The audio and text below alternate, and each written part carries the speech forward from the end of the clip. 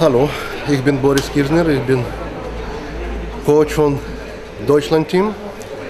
Unsere Mannschaft ist ganz neu an diesem Turnier. Wir sind nur Anfänger, das ist bei uns der erste Start. In Deutschland Damensport ist nicht so populär wie in Europa. Unser deutscher Verband macht nur die ersten Schritte in Organisation in diesem Turnier. Wir haben jetzt an diesem Turnier 4 Personen, 4 Kinder, 3 Mädchen und 1 Jungs. Aber das ist fast alle deutsche Meister in ihrer Allgruppe. Allgruppe bis 13 Jahre alt und ein Mädchen in Gruppe bis 16 Jahre alt. Die am kleinsten bis 10 Jahre alt, sie sind noch total Anfänger und die Eltern haben Angst, Kinder ohne Eltern mitnehmen. Deswegen haben wir nur 4 Personen. Unser Team ist ganz jung. Aber trotzdem haben wir einige Punkte schon bekommen. Über diese letzten 5 Runden haben wir schon 7 Punkte.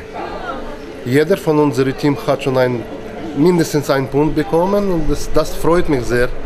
Wahrscheinlich mit dem nächsten Jahr haben wir mehr Erfahrung, haben wir mehr Erfolg. Ich weiß noch nicht, wo findet diese Europameisterschaft statt im nächsten Jahr.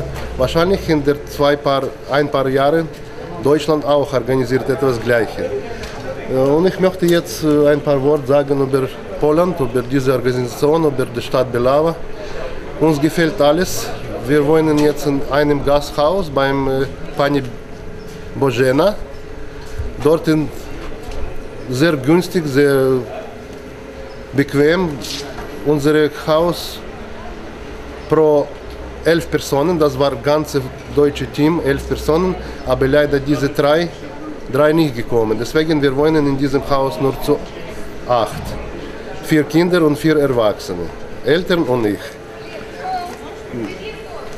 Die Organisatoren alles machen für die Gäste, die Bus reservieren, Hotel reservieren, gutes Essen, schmeckt alles gut.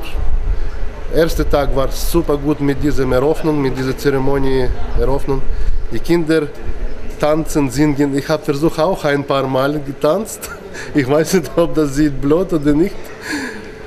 Und ich finde, dass dieses Turnier in Polen macht Spaß für alle, für Kinder, für Erwachsene, für Trainer und für uns, die ersten Schritte machen in diesem Intellektualsport. Ich finde, das ist sehr toll und ich wünsche für Organisator, für die Europäische Draftföderation viel Erfolg und danke für Ihre Frage.